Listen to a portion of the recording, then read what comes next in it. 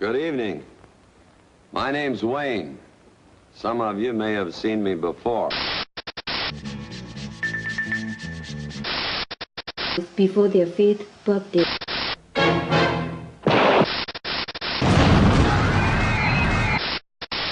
Oh, look, honey, Jennifer sent me an e-card.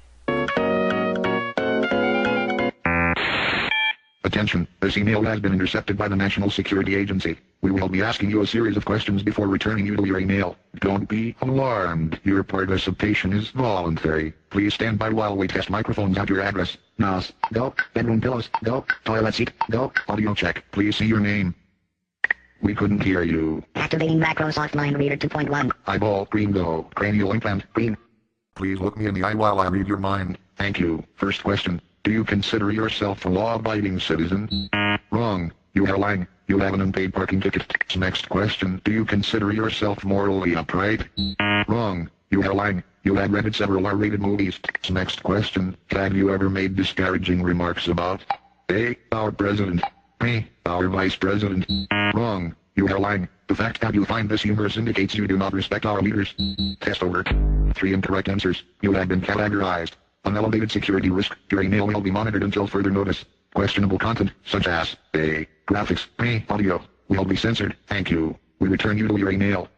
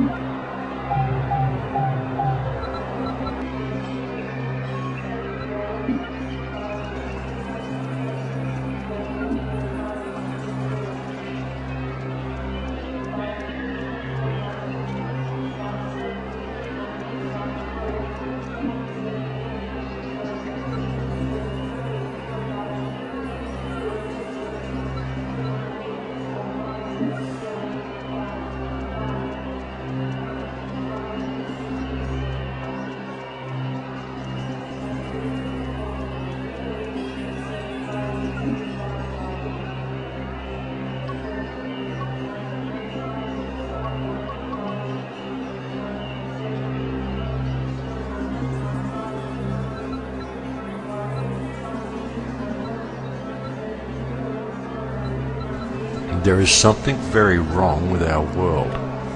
In the ensuing years since the attacks upon New York's World Trade Center on September the 11th, 2001, our societies have gone down very different paths to what the people of the world had hoped to see ushered in with the new millennium. Now there is a sense of foreboding that encompasses the globe, a sense that all is not quite right, that some unseen malaise exists like a deeper undercurrent that flows just below the surface of everyday affairs. Though we are constantly told of all the problems that we face, concerns over global terrorism, famine, disease, global warming and global warfare, it has become apparent to many that below the surface problems we are repeatedly shown by the media, another problem does indeed exist. Such feelings are being expressed by a great many people, and these feelings are justified, for this earth and humanity itself does indeed face a massive threat. It is not the threat of global terrorism or the threat of war. It is not the threat of environmental disaster or global warming. It is something more sinister, something that lies within. Different people blame different groups or conspiracies for these problems. Club of Rome, the Bilderbergers, Freemasons, Bohemian Club. Some say Zionists or the Vatican conspiracy. Some say Skull and Bones, and the list goes on. Well, the truth is that all of the above sources are in fact involved, each in its own way, and each carries out specific tasks. Zionism, for example, is merely one of the most visible arms of the octopus, because it is they who carry out most of the world's terrorism. But Zionism is merely one layer of the onion, as is the Bilderberg Group, Bohemian Club, or any other group. All these organisations are interlinked to one controlling body at the top, now widely known as the Illuminati. I covered a great deal about how the whole system is put together and how most of it functions in the Big Picture series which I posted on my YouTube channel, and a good deal about the Zionist arm of the Illuminati, who, it would appear, were the true force behind the 9/11 attacks, is also covered in a third-party series I posted on my YouTube channel entitled 9/11 Missing Links. 9/11 missing links may be seen as an attack against Jews by some, but I think that it contains relevant and pertinent information concerning the true perpetrators of the 9/11 attacks, which is why I posted it. Zionism, however, as I previously said, is merely one layer of the Illuminati onion, which encompasses all manner of secret societies. Zionism is merely one part. You can think of Zionism as like the special ops division of the Illuminati, which in turn has offshoots such as the Mossad and CIA. Organizations whose sole purpose is to undermine governments and create instability, and who control all global drug and human traffic trading, and who also control all other terrorist organizations down the food chain, such as Al-Qaeda. Al-Qaeda, by the way, is an organization which is wholly invented and is nothing more than a database consisting of a list of names of mujahideen trained in terrorism by the CIA in the late 1970s. The words Al-Qaeda literally translate to the database in Arabic. Do not make the mistake of thinking organizations like the CIA and Mossad are the good guys, because they are most definitely not. They are anything but. All the world is a stage, and everything of importance that occurs on it is planned to happen that way. And it is through this Illuminati system of intertwining secret societies that the entire world is ultimately run. The vital control centers of this mechanism are the three Illuminati city-states, all of which are separate, self-governing states within host countries. The first is the City of London, which is the center for monetary control. The second is Washington's District of Columbia, which is the center for military control. And the third is Vatican City in Rome, which is the center for spiritual control. Each city-state is a completely separate, self-governed and sovereign state within an external sovereign country. Each has its own laws, its own news services and its own infrastructure.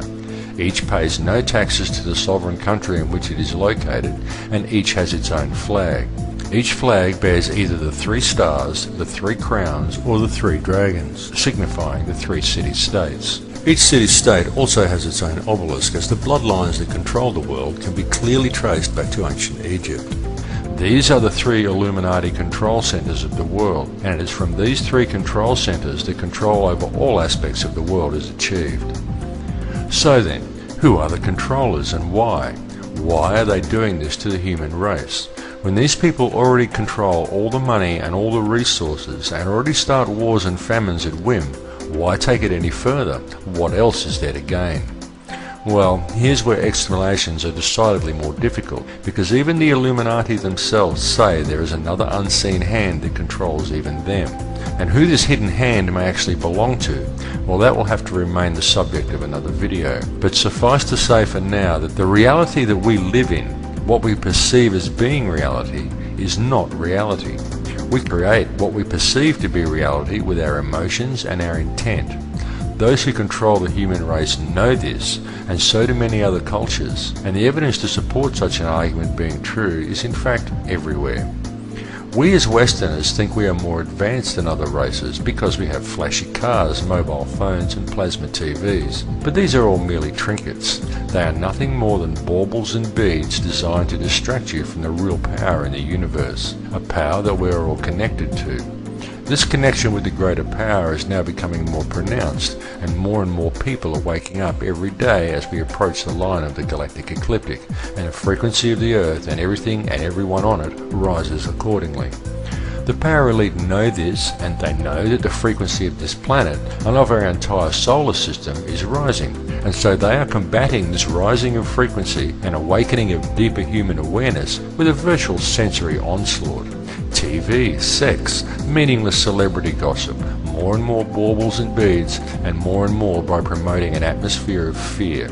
Wars, terrorism, the myth of global warming, food shortages, gas shortages, avian flu, anything they can think of to produce negative energy and a climate of fear, stress, hatred and intolerance. And to a certain degree they've succeeded. Until now. For now, people are beginning to wake up. This message therefore goes out as a hope, as a challenge and as a calling. It goes out as a calling to everyone, and also as a calling to every police officer and to all military personnel, as a reminder to them that the job of the police is not one of blind enforcement of law, but is rather to protect and serve the public, not of protection and servitude to corrupt politicians, just as the role of the military is the protection of their nation, not the protection of the nation's politicians.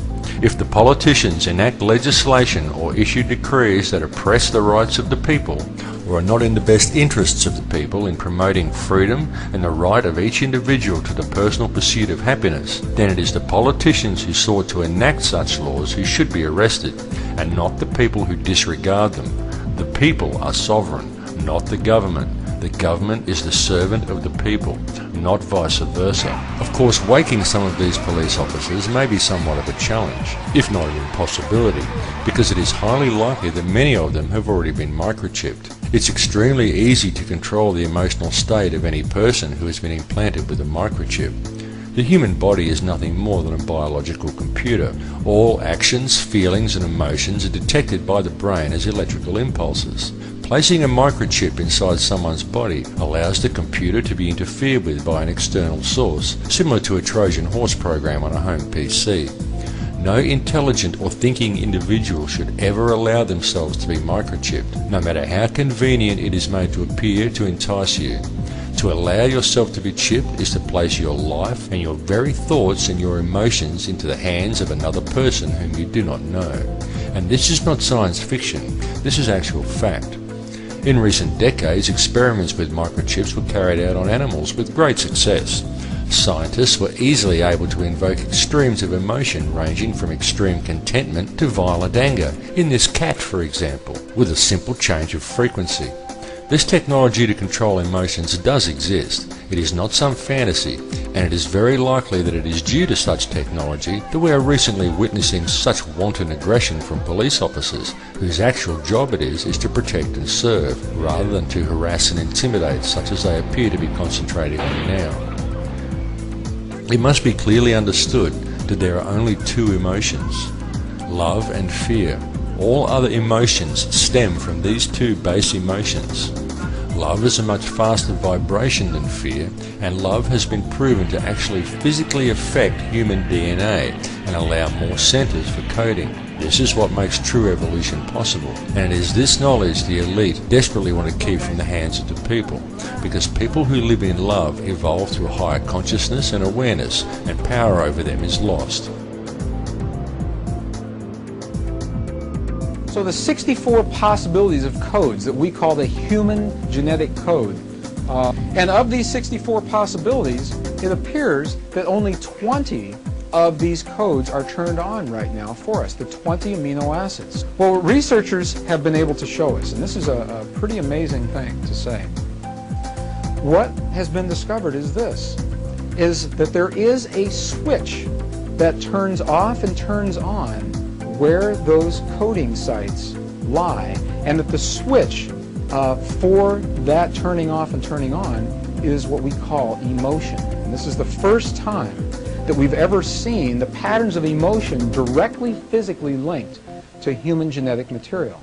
Emotion, the long wave, the long red wave of emotion, wherever this wave of emotion touches, where it crosses this double helix, is what determines where the site is that that code will either be turned off or turned on. You and I are primarily capable of only two emotions, many derivatives of those emotions, and two primary emotions, fear and love. Well, fear is a long, slow wave of emotion. So this wave of fear is a long, slow wave and touches relatively few sites on this DNA.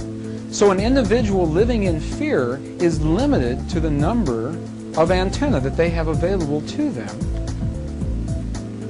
Whereas an individual living in the pattern of love, this is love in DNA, you can see it's a higher frequency, many more potential sites for coding along that genetic pattern.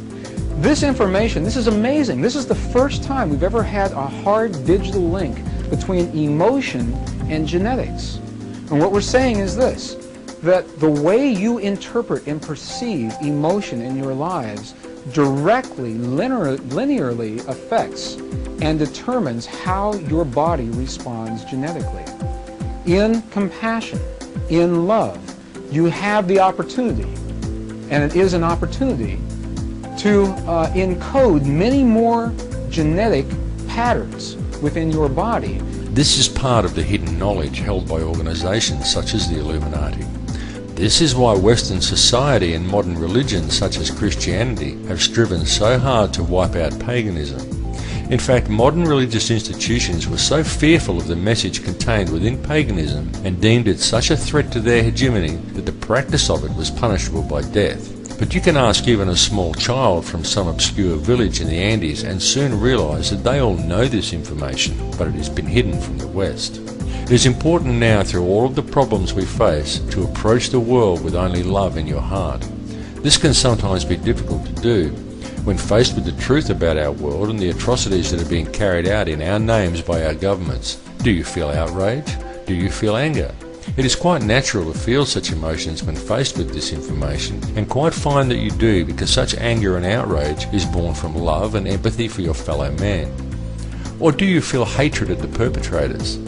Hatred is a very bad thing, and though it is hard, you must not allow yourself to fall into such a trap. Hatred is a very negative emotion, and negativity can only ever produce more negativity. And the people who are carrying out this madness in the world want you to hate them.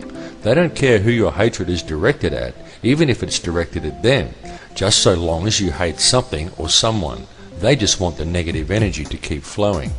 Do not hate your enemies. George W. Bush is a genocidal maniac, but don't hate him for it. Love him and pity him for being so misguided. Don't hate him and show anger born from hatred or bloodlust. Hatred empowers your enemies against you, and such demonstrations can only possibly provoke retaliation. In attempting to deal with the New World Order, many talk of an armed uprising, but that is not the way. They want an armed uprising. You must see that, and so you must not give it to them. An armed uprising will only result in martial law, and the New World Order will never be defeated with weapons.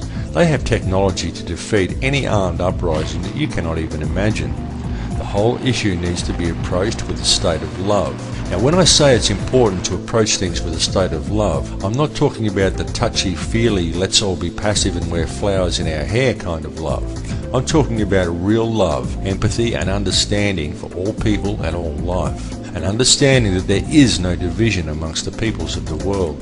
These divisions are an illusion created by the elite in order to divide us. Ignore them. There is no division.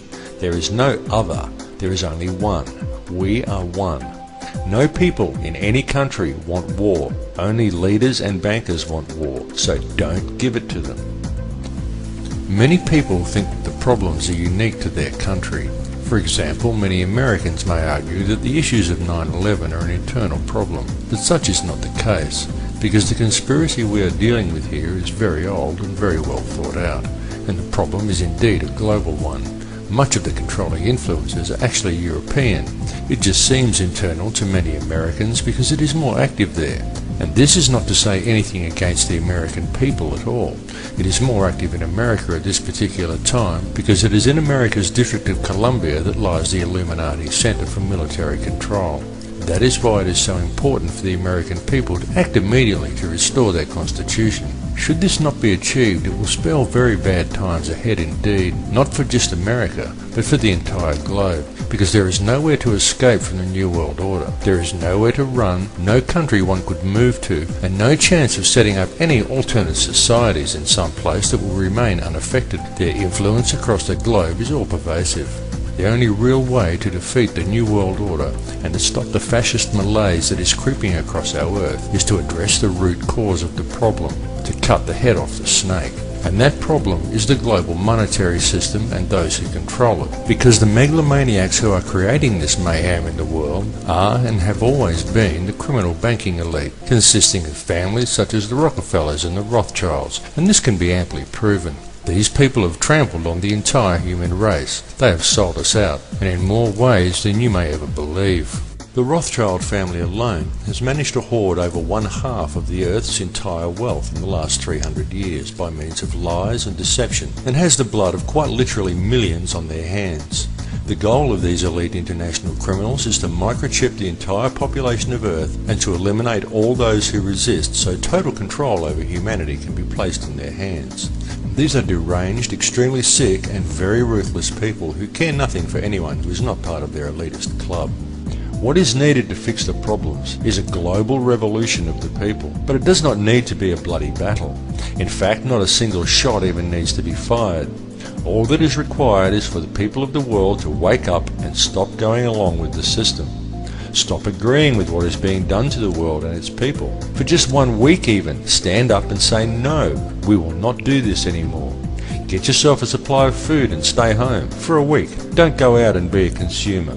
Don't watch TV. Don't go to work. Don't buy gas. Don't buy alcohol. Don't go shopping at all. Just do enough to keep the essential services operating.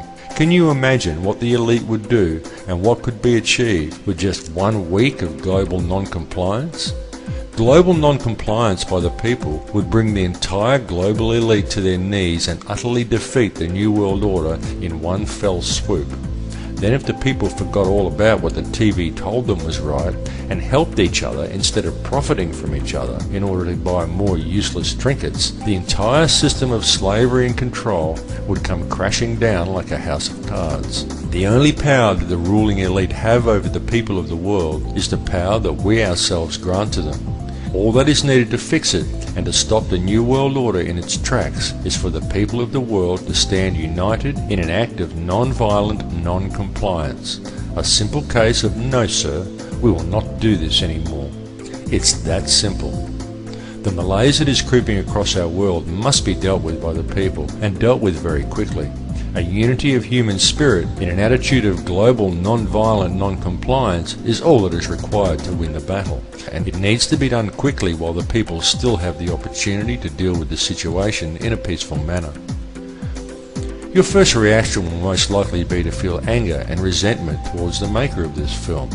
This is an understandable reaction, because this film is suggesting you to consider the possibility that you may have been wrong about the view you have of this world. But do not feel anger, because you only have this view because you've been lied to.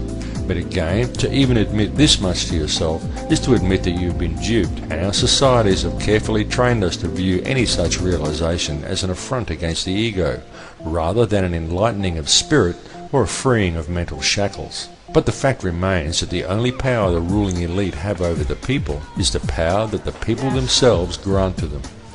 All I can ask is that you each stop and look inside yourself and realize the true power and true potential that each of you holds within.